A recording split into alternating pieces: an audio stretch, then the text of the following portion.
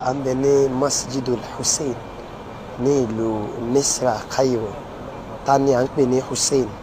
Hussein jẹ́ ọmọ Ànábì wa Muhammad sallallahu alayhi wa sallam. Ànábì ló bí Fatima.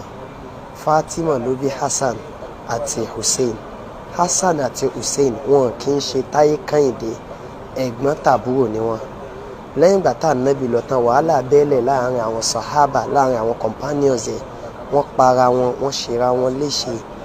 Nínú àwọn tí wọ́n dẹ̀ padà ṣe ní ṣùtá ni ọmọ Ànábì Hussein yẹn. Wọ́n pa á síbi tí wọ́n pa á sí.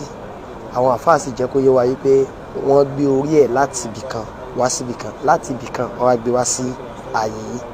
Ibi tá a wà yìí àwọn èèyàn máa ń bi Ọlọ́run bẹ́ẹ̀, kò dẹ̀ sí tí wọ́n béèrè níbẹ̀ tọ́lọ́run ò kí ń ṣe, nítorí wípé. Assalamu alaikum wa rahmatullahi wa barakatuh. Ẹ wo fídíò tí àwòtán yìí. Mo fẹ́ ṣe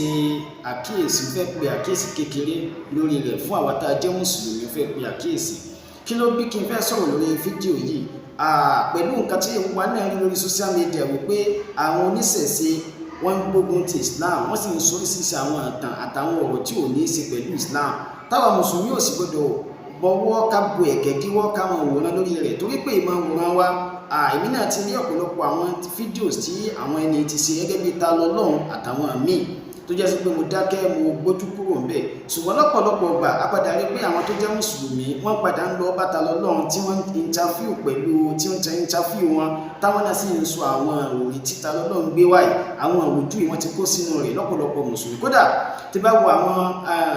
kọ́mẹ́ǹtì àwọn èèyàn lábẹ́ ọ̀rọ̀ tí ta lọ́lọ́run bá sọ, ẹ̀rí mùsùlùmí mi tí ó máa fi èròǹgbà rẹ̀ hàn wípé nǹkan tí wọ́n sọ yìí àwọn náà ti ń ronú irú ẹ̀ náà tẹ́lẹ̀. So ló jẹ́ sí pé a gbọ́dọ̀ dákẹ́. Àṣùgbọ́n nínú àwọn ọ̀rọ̀ tí ta lọ́lọ́run sọ, ó padà gbé fídíò ìwá ọ̀dọ̀ wọn gan. Mo ti rí fídíò ì ọ̀dọ̀ ta lọ́lọ́run nínú fánrán tó ṣe, mo ti yọ fídíò ì jáde. Náà wọ́n padà fi ń ṣe àlàyé tó fi ń bú Islam. Kí lárákùnrin sọ nínú fídíò gẹ́gẹ́ bí wọn náà ti wò ní ìsìn. Àwọn láwọn wà ní ìlú Misra. Wọ́n ní àyè táwọn sì wà inú mọ́sálásí náà wà, ṣùgbọ́n inú mọ́sálásí yẹn náà ni sàárè wà. Sàárè ta ló wà ń bẹ̀? Wọ́n ní sàárè Al-Hussein tó jẹ́ hafidhu Rasulillah sallallahu alaihi wasallam, ọmọ òjíṣẹ́ Allah. Òun náà ni wọ́n pè ní Al-Hussein. So wọ́n ní ibẹ̀ ni wọ́n gbé sàárè, wọ́n gbé ara wọn wá nígbà tí wọ́n kú tán. So ibẹ̀ ni wọ́n gbé wá, ibẹ̀ náà wá sin wọ́n sí. Arákùnrin tó àfáà yìí wá ń sọ wípé aláàyè táwọn wà yìí, àdúrà tó yẹn bá ṣe ń bẹ̀ á máa gbàgán, nítorí wípé ọmọ Rasulullah sallallahu alaihi wasallam ni wọ́n sì síbẹ̀. Subhanallah. Eléyìí ní ìsìnbá ìjọsìn kan ní tó jẹ́ sí pé àbẹ́yẹn bá ṣe wú rẹ̀, èèyàn ti ń ṣe ẹbọ pẹ̀lú Ọlọ́run bá tí ọlá rẹ̀ ga jùlọ. Eléyìí náà pè ní tabarruk, ká máa wá ọlá ààyè kan, ká máa fi ààyè kan wá ọlá wípé ààyè yìí o ọlá ń bẹ ń bẹ, tó àtàbá sí ń bẹ yóò gbàjà àwọn ààyè míì lọ. Subhanallah. Ṣẹ̀ríà ni ó ṣàlàyé fún wa pé àwọn ààyè kan wà tó jẹ́ sí pé ó lọ́lá ju àwọn ààyè míì lọ, gẹ́gẹ́ bí Rasulullah sallallahu alaihi wasallam ti sọ nínú hadith. Ó ní la tushaddu rihal illa ila thalathati masajid. Ànábì ni ẹ má kó bá kágbà kẹwàá lẹ fẹ́ lọ sí ààyè kan, ẹ fẹ́ lọ lo àwọn ọjọ́ ń bẹ̀ láti ṣe dùwà, láti ṣiṣẹ́ ìjọsìn. Ààyè àfi àwọn masalasi mẹ́ta. Al-Masjidul Haram, Ànábì ní alákọ̀ọ́kọ́ ni masalasi àbẹ̀wò Kaaba wa táwa mùsùlùmí dojú kọ. Ẹlẹ́ẹ̀kejì Masjidu Rasul, nínú riwaya mi masjidi hada, Ànábì ní masalasi mi tí mo wà ń bẹ̀ yìí tó ti. Ẹlẹ́ẹ̀kẹta Al-Masjidul Aqsa. Ọ̀nà mẹ́tẹ̀ẹ̀ta l'Ànábì sọ wípé ìjọsìn tá a bá sí láwọn ààyè, ẹ̀san rẹ̀ tẹ̀wọ̀n ju tá a bá sí láwọn ààyè míì lọ. Ṣùgbọ́n ká wá ṣe àdáyanrí àwọn ààyè kan nípò tó ń lọ́lá ká máa lọ láti lọ máa ṣe dùn à ń bẹ̀, eléyìí aburú ni o. Ẹlẹ́ẹ̀kejì tó wá ní wípé àyè táyẹ̀kùnrin tó wá wà tán láwọn tí ń ṣe dùn àyè, ojú sàárè, ojú orí èèyàn kan ni. Ní tí Rasulullah sallallahu alaihi wasallam tó sì wá wa ní sọ̀rọ̀ à ń bẹ̀. Kódà àwọn olùmọ̀ sọ wípé nígbà tí Rasulullah sallallahu alaihi wasallam fẹ́ fayé lẹ̀, ó kù ọjọ́ 5 tánàbí ó jáde láyé, ni wọ́n wá ń sọ àwọn wàsíyà, àwọn àsọtẹ́lẹ̀ àwọn ọ̀rọ̀ yìí. Nínú kátánàbí sọ́njọ́ náà lọ ni wípé Ànábì ní la'ana Allahu al-yahuda wan-nasara, ìbínú Ọlọ́run bá kó máa báwọn Yahudi àti Nasara. Kí náà pé al-la'nu? Àwọn olùmọ̀ sọ wípé at-tardu wal-ib'ad 'an rahmatillah, ìgbéni jìnnà sí ìkẹ́ Ọlọ́run bá. Ẹ̀wọ̀n kan kọ́nà ń ṣe làánà fún yàn sẹ́pá gbogbo ni. Kódà mùsùlùmí gan, Ànábì kọ̀ fún wa ká máa ṣépè fún yàn. Rasulullah sallallahu alaihi wasallam sọ pé láàrin lè mu'min kàkọ́tì yìí kásẹ́bi lé mùsùlùmí bí ìgbà pàápàá ni ká tó wá sọ pé ọlọ́run bá ṣe kí ni ó lóun sẹ́bi láwọn èèyàn kan àníbí wa ní kí ni ìtọ́lọ́run fi sẹ́bi lé wọn ittakhadhu qubur anbiya'ihim masajida wọ́n sọ sàárè àwọn ànábì wọn dààyè ìjọsìn ànábì sọ gbólóhùn rẹ̀ ọjọ́ karùn-ún sásìkò tí ó fàyè lẹ̀ nínú àìsàn tó lé lànà tí ń sọ gbólóhùn yìí nínú hadith ní Rasulullah sallallahu alaihi wasallam sọ pé inna man kana qablakum dáúdájú àwọn tó ti sáájú yín yattakhiduna qubura anbiya'ihim wa salihihim masajida wọ́n sọ ààyè wọ́n sọ ojú sàárè àwọn ànábì wọn àtàwọn ẹni rí láàrin wọn sọ jẹ́ ìtọ́ tí ń ṣèjọsìn fala tattakhidu al-qubura masajida ànábì ní ẹ má sọ àwọn ààyè àwọn àyíká tí ń tán sí àwọn òkú sí ẹ má sọ dibi tẹ́ẹ̀tì máa jọ́sìn ẹ má sọ dibi tẹ́ẹ̀tì máa jọ́sìn fa inni nahatukum an dhalik ànábì ní mo ti kọ́ ilé fún yín kẹ́ẹ̀sì bẹ́ẹ̀ ẹwọ̀n nǹkan Rasulullah sallallahu alaihi wasallam báyìí ló sì sọ àwọn àsọtẹ́lẹ̀ fáwọn mùsùlùmí pé àwọn ààyè tán ti ń jọ́sìn àwọn ààyè tí èèyàn ti ń jọ́sìn gbọ́dọ̀ jìnnà síbi sàárè bákan náà àti gbọ́dọ̀ mú ibi tí wọ́n ń sin òkú sí káwá sọ di ibi tá ti máa jọ́sìn sẹ́gbọ́n àwọn tó ṣe wélé nìsín báyìí mùsùlùmí ni wọ́n tó ti yé nìsín wọ́n sì ń ṣe àwọn àṣìṣe báyìí àwọn nǹkan ìsìn ni tó ti báyìí wasilatun ila shirkil akbar okùnfà kan ní tí máa ń gbé ní lọ síbi ẹbọ ńlá tó ń fi jáde kó ní Islam waliyadu billah ló ti àkíyèsí mo fẹ́ fi lè ṣe síwọ̀ àwọn àfà ìgbúwà tábà máa wà àwọn èèyàn báyìí kájọ kájẹ́ kí fídíò yìí kó dọ́dọ̀ ọ̀rọ̀ wọn kó lè bá máa jẹ́ ẹ̀rí fún wọn ó lè má yẹ lómi wallahi ó lè má yẹ àgbàgbà pé kò yé ni tó ti yẹ àgbà pé kò yé ni bẹ́ẹ̀ sì Ọlọ́run sọ bẹ́ẹ̀ náà ni rusulan mubashirina wa mundhirina li alla yakuna linnasi ala Allahi hujjatun ba'da rusul Allah ní wípé ẹ̀ráwọ̀ ànábì tá à ń rán sí yìí mubashirin àwọn tó ń fún yín ní òdòdó tẹ́ bá sí ilé ẹwà lùjánà wa mundhirin tẹ́ bá sì sí ilé tẹ́ bá gbẹ́rù gbọ́n rí ẹ jìyà kó má bàa sí yálà yakuna linnasi ala Allahi hujjatun ba'da rusul kọ́ mi èèyàn má bàa ní àwàwé wájú Allah lọ́la àlìkíyàmọ̀ lẹ́yìn tá a ti rán ànábì sí wọn so ilé náà fi ń bẹ lọ ní kọ́nà fi bá wa ṣe okùnfà hìdáyà fún àwọn tí ń ṣe ilé ó lè má yé ni tó ti báyìí ká lọ mú àwọn ààyè sàárè ní ààyè tá ti máa jọ́sìn nínú nǹkan tó lọ́wọ́ bá kó ìrà púpọ̀ ni yíwọ àwọn ẹni lè sọ wípé tí bá nàbí lè sọ wípé ká tó máa lọ ṣàbẹ̀wò sí sàárè ṣé ilé ìta tó máa ṣe sí tí wá jẹ́bọ ní ìtẹ́ lọ sí ń bẹ̀ ló ṣe pàtàkì ká lọ síbi sàárè àti sọ́nù ọ̀rọ̀ tá a tọ́lé ẹ̀kan ní ìsìn Rasulullah sallallahu alaihi wasallam pé fa innaha tudhakkirukum al-akhirah yóò máa rẹ́yìn létí ọ̀la àlìkíyàmọ̀ so kẹwàá débi ibẹ̀ kẹ́ lọ́ máa ṣe dùwà pé kó bá yín gbọ́pọ̀ bùkátà yín kódà kó jẹ́ pípẹ́ ẹ̀ láníyàn pé sàárè gangan lẹ̀ ń pè ṣùgbọ́n ẹgbà páàyè tẹ́ ẹ ti ń pè é yẹn àìdí sàárè yẹn dùwà yín lè gbà ń bẹ̀ ẹbọ ni ló ti yẹ báyìí ẹbọ ni kéèyàn sì rú rẹ̀ ẹbọ ni so téèyàn bá ti débi sàárè ànábì kọ́ wa ní ìta lọ sí ẹbẹ̀ Rasulullah sallallahu alaihi wasallam sọ pé assalamu alaikum ya ahla diyar minal mu'minina wal muslimin tàbá ti débi ibẹ̀ ní tá sọ ní pé àlàáfíà náà ọba o kó máa bá ẹ̀yin tẹ́ wà nínú sàárè nínú àwọn èyí tẹ́ jẹ́ mùsùlùmí wa inna insha Allah bikum lahiqun láìpẹ́ àwa náà ń bọ̀ wà báyìí tó ti bá as'alullah lana wa lakum al-afiya mo bẹ̀ lọ́hùn fúnra wa àti fún ẹ̀yin náà kí Ọlọ́run bá kó láwà kó níbi fìtínà ilé ayé kó sì lẹ́yìn náà kó níbi fìtínà nù sàárè ilé nìkan tá níbi ní a máa kọ́ ó bá wọn hadith tó wá lórí ẹ̀ nínú hadith ìmọ̀ níbi ní assalamu alaikum ya ahlal qubur àlàáfíà Ọlọ́run kó máa bẹ́yìn tẹ́ ń bẹ nínú sàárè yìí o yaghfirullahu lana wa lakum kí Allah kó forí jìn àwa kó sì tó forí jìn ẹ̀yin náà kí Allah kó forí jìn àwa kó sì tó forí jìn ẹ̀yin náà tó ti bá antum salafuna ẹ̀yin ti já síwájú wa níbi ikú wa nahnu bil athar àwa náà bọ́ lẹ́yìn yìí so báyìí ni Rasulullah sallallahu alaihi wasallam ti kọ́ wa láwọn tá lọ sí bọ̀ká wá lọ síwọ̀ àwọn ààyè kágbàwé pé dùá àtàbá ṣe ń bẹ̀ yóò ṣe kí ni dùá àyẹ́gbà àdúrà ń bẹ̀ mọ́ tètè gbàjọ àwọn ààyè mi lọ anábí ò sí lè fún wa náà so ilé làwọn àdìkárò tí Rasulullah sallallahu alaihi wasallam kọ́ wa irú àwọn kan báyìí láti lọ máa ṣe ń bẹ̀ àwọn tí ń bẹ́nu sàárè àwọn ni wọ́n bùkátà dùá látọ̀dọ̀ tiwa ṣùgbọ́n wọn àwa ò bùkátà pé kán bá wa sí kí ni kán bá wa gbọ́ bùkátà wọn ò lè gbọ́ nǹkan kan ní bùkátà wa wọn ò sì lè sìn wọn ò lè ràn wá sínú àwọn ìṣòro tá a bá ní torí pé àlámọ̀rí ilé ayé ò ní sí pẹ̀lú tiwọn mọ́, àlámọ̀rí àkhírà ló kù fún wọn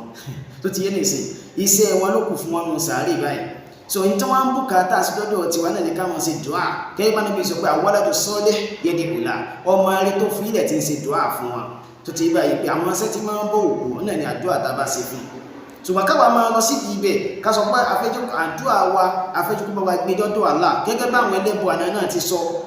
yí pé tẹ bá bí wọ́n lẹ́rìí pé kí náà ṣe wọ́n sọ yí pé kí ni ma na'buduhum illa liyuqarribuna ila Allahi zulfa, àjọsìn fún wọn a kàn fi wọ́n sí alàgàtà láàrin wa àtọ́lọ́wọ̀n ọba nìkan lè bá a sí kí ni kán súnwá mọ́ Ọlọ́run ọba, kán lè bá a súnwá mọ́ Ọlọ́run ọba. So inú àyà mi wípé àwọn ẹni yìí tó kí ni àwọn ni ó sì kí ni wọ́n bá wa ṣìpẹ̀ wájú Ọlọ́run ọba tí ọlá rẹ̀ ga jùlọ. So gbogbo àwọn eléyìí náà ẹbọ ni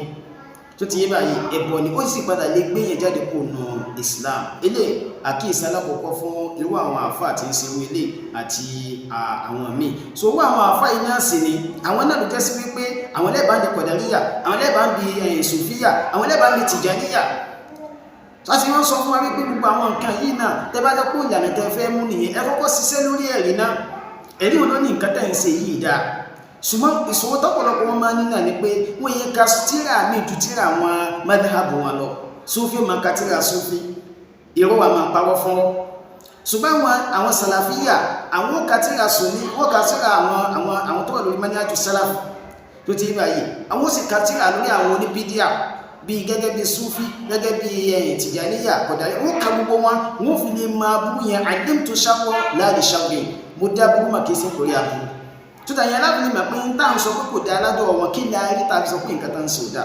Ṣùgbọ́n yìí náà gbìyànjú máa kà wọ́n tíra míì náà. Ìlànà tẹ́ ẹ̀wọ̀ yẹ kà wọ́n tíra tí àwọn tí ń bẹ ń ta yín tí wọ́n sọ lórí rẹ̀, ẹ wá lọ gbé ẹ̀rí táwọn yẹn sọ àtẹ̀lé àwọn tí ń bẹ nínú mọ́ní àjùtẹ̀ ẹ̀wà ẹ̀rí tán sọ, ẹ wá gbé sẹ́gbàrà àwọn èèmú ló wọlé jù. Ìdí ẹ̀mí máa ń dòdò tó mà nìyẹn. Bọ̀dẹ́ bá ti jó lórí ìlànà kan lónìí jẹ́ ká ẹni kú. Mo sọ pé àwọn kan ní ìsìn wípé Tijani, Sheikh Tijani, àwọn tí wọ́n gbé dání àtàwọn ọ̀rọ̀ tí wọ́n ń sọ lóye ká mọ̀ pé láàrin wọn ò dá ó ní bí kíni. Àwọn sọ wípé Salatul Fatih, wọ́n sọ wípé ẹni tó bá fi lè kà lẹ́ẹ̀kan ó lórí ju kéèyàn ka Kùránì lọ nígbà 6,000. Sẹ́yìn náà ti gbà bẹ́ẹ̀, ó lóun gbà bẹ́ẹ̀ ẹ̀wọ̀n kan. Wọ́n tó wá pé Tijani sọ bẹ́ẹ̀ òun náà gbà bẹ́ẹ̀, kò tí ọkọ́ máa kó sọ bẹ́ẹ̀. Ó tó wáyé tó bá tún sọ bẹ́ẹ̀ kò ń gbà, ẹni tó bá fi lè gbà pé tí kàkà tó ń bẹ lórí ilẹ̀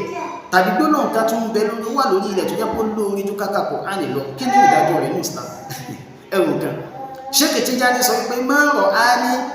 yawm al-jumu'ah aw al-ithnain dakhala al-jannah bighayri hisab wala 'iqab. Ó ní ẹni tó bá fi lè fojú ara ẹ̀ rí mi báyìí lọ́jọ́ Friday tàbí ọjọ́ Monday yóò wọ àlùjánnà bighayri hisab láì ní sèṣin lọ́sẹ̀ wala 'iqab, bákan náà kò ní jìyà.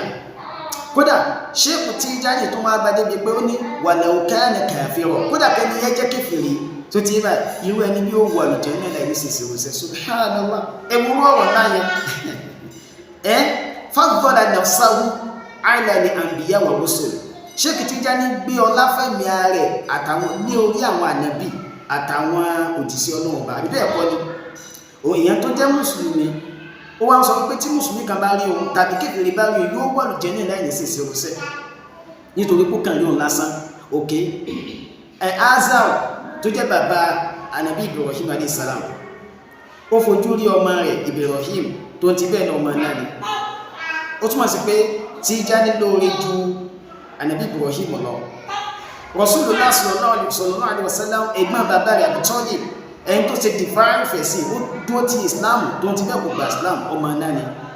tó ti bẹ́ẹ̀ kò dọ́mọ àlùjánnà. Ànábì Nuh, ànábì Salih alayhima salam, àrínú ìyàwó mi àrínú ọmọ ẹlòmíì tí ó wọ́n náà látara pé wọ́n tẹ̀lé Islam tó ti yé báyìí. So ó túnmọ̀ sí gbogbo àwọn ànábì yìí kéèyàn orí wọn èèyàn lè tara wọn àlùjánnà bọ̀ kéèyàn rí Sheikh Tijani yìí lè dọ́mọ àlùjánnà látara subhanallah tó ti yé báyìí. So kádàkùn àkíyèsí alákọ̀ọ́kọ́ nù. Àkíyèsí ẹlẹ́ẹ̀kejì tí mo fẹ́ pèsè òun náà ni pé ìtàn tí àfá ìsọ wọ́n láwọn wà nínú Misra, àwọn wà ní Misra ní ààyè tí wọ́n sin Al-Hassani sí tí wọ́n ń kọ sójú screen ìwà ẹ̀ká lọ́wọ́ àwọn tíra yẹn Al-Bidaya wa Nihaya àtàwọn tíra mi tí wọ́n ń kọ yìí. Kódà ká lọ́wọ́ náà Majmu Fatawa Ibn Baz rahimahullah àwọn tí ẹ̀ sàlàyé náà dáadáa ń bẹ̀ náà tábà fẹ́ kàtàn tàbí fẹ́ ká lọ kẹ́lé náà. nínú Sheikh Ibn Baz rahimahullah wọ́n sọ wípé ibi tí wọ́n ní wọ́n sin ara al-Hasan sí ibi tí wọ́n sin ara al-Hasan sí wọ́n ní khilaf wà lọ́dọ̀ àwọn olùmọ̀ ọ̀rọ̀ méjì ló wà lórí rẹ̀ ọ̀rọ̀ alákọ̀ọ́kọ́ wọ́n ní wọ́n sin sí Iraq ọ̀rọ̀ ẹlẹ́ẹ̀kejì wọ́n sọ pé wọ́n sin sí Sham so ti yé báyìí khilaf tó wà lórí ẹ̀nu ara rẹ̀ tó pé wọ́n gé orí al-Imam al-Hasan al-Hussein wọ́n gé orí wọn ni tó ti yé báyìí náà ọ̀rọ̀ ẹlẹ́ẹ̀kejì wá ní wípé wọ́n ní orí wọn yẹn náà níbo ni wọ́n sin sí ọ̀rọ̀ mẹ́ta ló wà lórí rẹ̀ lọ́dọ̀ àwọn olùmọ̀ ọ̀rọ̀ alákọ̀ọ́kọ́ wọ́n ní wọ́n sin sí Iraq orí al-Imam Hussein wọ́n ní wọ́n sin sí Iraq ọ̀rọ̀ ẹlẹ́ẹ̀kejì wọ́n ní wọ́n sin sí Misra ọ̀rọ̀ ẹlẹ́ẹ̀kẹta wọ́n ní wọ́n sin sí Sham so àwọn olùmọ̀ wọ́n sọ wípé ọ̀rọ̀ tó sọ wípé wọ́n sin sí ìlú Misra yẹn wọ́n ní ba'idun jiddan wọ́n lọ́rọ̀ tó jìnnà púpọ̀ ni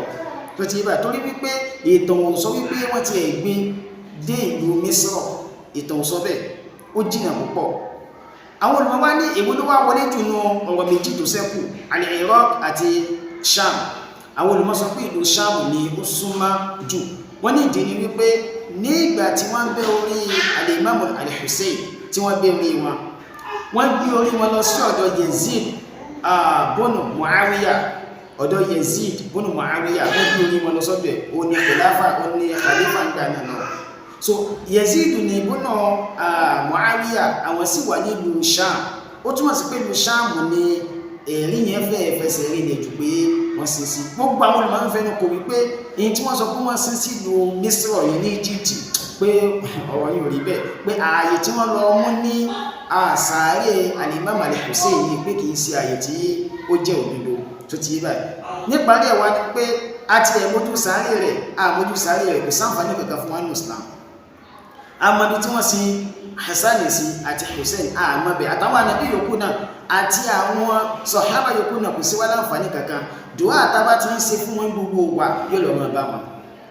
tó ṣe bá káwá sọ wípé àti ẹ̀wà àmọ́bí tí wọ́n sin al-Imam al-Hasan àti al-Hussein sí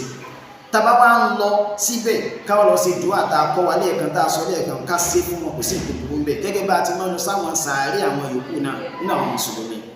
ṣùgbọ́n káwá lọ síbẹ̀ káwá kú nínú ilé ká dígbàdàgbà wa ká sọ pé à ń tráfù lọ sáàyè kan torí kí ni a fẹ́ lọ sí tàbáwùkù a fẹ́ lọ wà lùbáríkà lára àyè kan subhanallah hada mina shirk nínú rẹ̀ bọ́ délé yìí àbí Allah subhanahu wa ta'ala kí ó láyé nìkan kan wá kú nínú ẹ̀rọ bẹ́ẹ̀ wà á sọ wọn ala sayyidina Muhammad wa ala alihi wa sahbihi wa sallama taslima kathira assalamu alaikum wa rahmatullahi wa barakatuh.